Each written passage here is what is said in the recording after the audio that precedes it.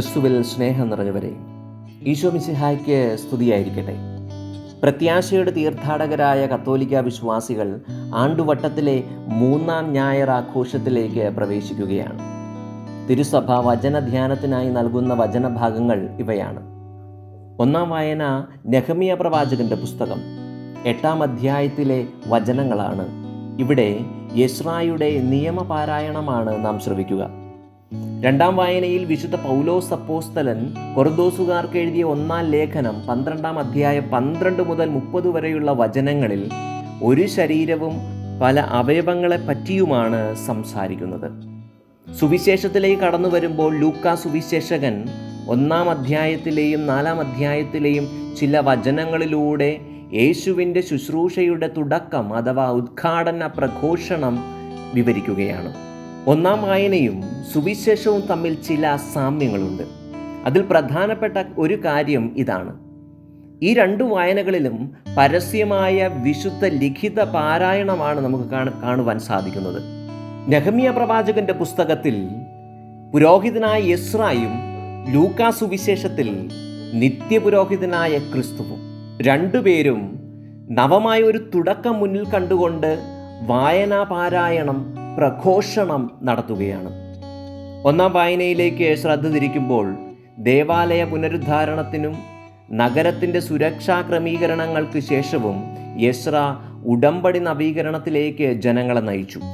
ശേഷം സമൂഹം നിയമപാരായണത്തിന് എസ്രായോട് ആവശ്യപ്പെടുന്നു. എസ്ര അത് നിവർത്തിച്ചു നൽകുകയും ചെയ്യുന്നു. ലേവ്യരുടെ പുസ്തകം 23-ാം അധ്യായം 23 മുതൽ 25 വരെയുള്ള വാക്യങ്ങളിൽ നമ്മൾ ഇപ്രകാരം വായിക്കും: 7-ാം മാസം 1-ാം ദിവസം അത് യഹൂദരുടെ പുതുവത്സര ദിനമാണ്. ഈ ദിവസമാണ് നിയമപാരായണം നടക്കുന്നത്. 1-ാം വാക്യത്തിൽ കാണുന്നത് പോലെ നെഹമ്യാ നിർമ്മിച്ച നഗരമതിലിൻ്റെ കിഴക്കുവശത്തുള്ള ഗിഹോൺ ഉറവയുടെ സമീപത്തുള്ള ജലകവാടത്തിനരികിലാണ് ജനം സമ്മേളിച്ച മൈതാനം. ദേവാലയത്തിന് പുറത്തായിരുന്നതിനാൽ എല്ലാവർക്കും, സ്ത്രീകൾക്കും കുട്ടികൾക്കും പുരുഷന്മാർക്കും പുരോഹിതർക്കും ഒരുപോലെ ഇതിൽ പങ്കെടുക്കുവാൻ സാധിച്ചു. സോളമൻ പ്രഥമ ദേവാലയത്തിൻ്റെ സമർപ്പണ നാളിൽ നിന്ന് പ്രാർത്ഥിച്ചതിന് സമാനമായ ഉയർന്ന ഒരു പീഠത്തിലാണ് എസ്ര നിയമപാരായണത്തിനായി എഴുന്നേറ്റു നിന്നത്. പിൽക്കാലത്ത് സിനഗോഗുകളിലെ വായനാപീഠത്തിൻ്റെ ഉത്ഭവം, അതോടൊപ്പം തന്നെ ഇന്ന് കാണുന്ന നമ്മുടെയൊക്കെ വായനാപീഠത്തിൻ്റെ ഉത്ഭവം ഒരു പക്ഷേ ഈ സംഭവങ്ങളിൽ നിന്നാകാമെന്ന് പലരും പറയുന്നു. തടി കൊണ്ടുള്ള പീഠത്തിൽ നിന്ന് എല്ലാവരും കാണുകെ അവൻ വിശുദ്ധ ഗ്രന്ഥം തുറന്നുവെന്ന് വചനം സാക്ഷിക്കുന്നു. ആ അവസരത്തിൽ ജനം എഴുന്നേറ്റ് നിൽക്കുന്നു. ഇത് സൂചിപ്പിക്കുന്നത് നിയമഗ്രന്ഥത്തോടുള്ള ആദരവാണ്.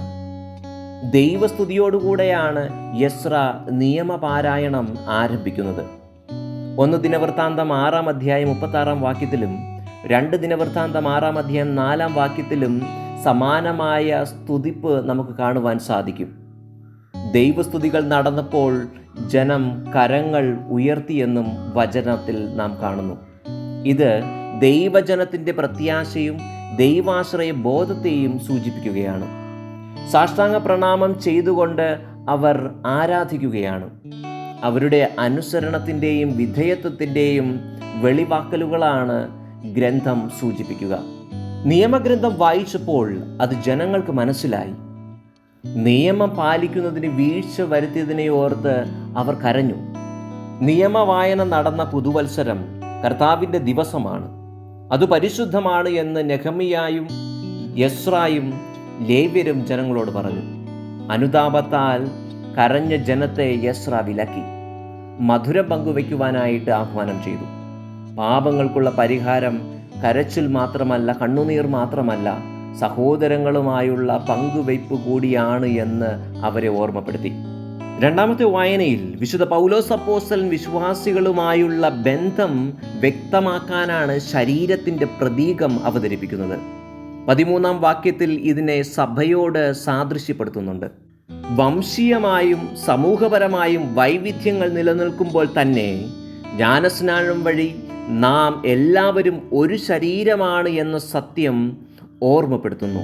ശരീരത്തിൻ്റെ ഏകത്വത്തിന് ഒരു ഭംഗവും വരാതെ ഓരോ അവയവവും ഓരോരോ ധർമ്മങ്ങൾ, കർമ്മങ്ങൾ നിർവഹിക്കേണ്ട ആവശ്യകതയെ ഇന്നത്തെ രണ്ടാം വായന ചൂണ്ടിക്കാട്ടുന്നു. തുടർന്ന് നാം സുവിശേഷത്തിലേക്ക് കടന്നു വരുമ്പോൾ യേശുവിൻ്റെ പരസ്യ ശുശ്രൂഷയുടെ ഉദ്ഘാടന പ്രഘോഷണമാണ് നാം വായിക്കുന്നത്. യേശുവിൻ്റെ ഈ പരസ്യ ശുശ്രൂഷയുടെ ആരംഭം ലൂക്ക രചിക്കുന്നത് മർക്കോസിൻ്റെ സുവിശേഷത്തിൽ നിന്നുള്ള ഒരു ഭാഗം അടർത്തിയെടുത്തുകൊണ്ടാണ്. മർക്കോസിൻ്റെ സുവിശേഷം 6-ാം അധ്യായം 1 മുതൽ 6 വരെയുള്ള വാക്യങ്ങൾ. ഇന്നത്തെ സുവിശേഷത്തിലെ അവസാന വചനങ്ങൾ വളരെ പ്രധാനപ്പെട്ടതാണ്. തൻ്റെ ദൗത്യത്തെപ്പറ്റി യേശയ്യാ പ്രവാചകന്റെ പുസ്തകത്തിലൂടെ യേശുനാഥൻ പ്രഘോഷിക്കുകയാണ്. അവസാനം ഇപ്രകാരം കൂട്ടിച്ചേർക്കുന്ന വചനം ഇതാണ്: നിങ്ങൾ കേട്ടിരിക്കെ തന്നെ ഇന്ന് ഈ ലിഖിതം പൂർത്തിയാക്കപ്പെട്ടിരിക്കുന്നു. ഇതിൻ്റെ അർത്ഥം ഇതാണ്: യേശയ്യായുടെ പ്രവചനം തന്നെക്കുറിച്ചാണെന്നും അതിൻ്റെ പൂർത്തീകരണത്തിന് യഹൂദജനമായ നിങ്ങൾ സാക്ഷ്യം വഹിക്കുകയും ചെയ്യുന്നുവെന്ന് വ്യക്തമാക്കുകയാണ്. വാഗ്ദാനം ചെയ്യപ്പെട്ടവൻ മിശിഹ ഞാനാണ് എന്ന് യേശു സിനഗോഗിൽ പ്രഘോഷിക്കുന്നു. അതിന് നിങ്ങൾ ഓരോരുത്തരും സാക്ഷികളായിരിക്കുകയാണ്. ഈ മിശിഹായുടെ ദൗത്യമാണ് 18 മുതലുള്ള വാക്യങ്ങളിൽ നമ്മൾ കാണുന്നത്. നിങ്ങളുടെ ഇടയിൽ മനുഷ്യനായി രൂപമെടുത്ത എൻ്റെ മേൽ കർത്താവിൻ്റെ ആത്മാവുണ്ട്, ആത്മാവിനാൽ നയിക്കപ്പെടുന്നവൻ. എന്തെന്നാൽ ദരിദ്രരെ സദ്വാർത്ത അറിയിക്കാൻ അവിടുന്ന് എന്നെ അഭിഷേകം ചെയ്തിരിക്കുന്നു. ഈ അഭിഷിക്തൻ ദരിദ്രരോട് സുവിശേഷം അറിയിക്കുന്നവൻ. സാമ്പത്തികമായും സാമൂഹികമായും ആത്മീയമായും ദരിദ്രരോടുള്ള യേശുവിൻ്റെ സമീപനം മറ്റേത് സുവിശേഷത്തെക്കാളും കൂടുതൽ ലൂക്കായിൽ പ്രതിപാദിക്കുന്നുണ്ട്.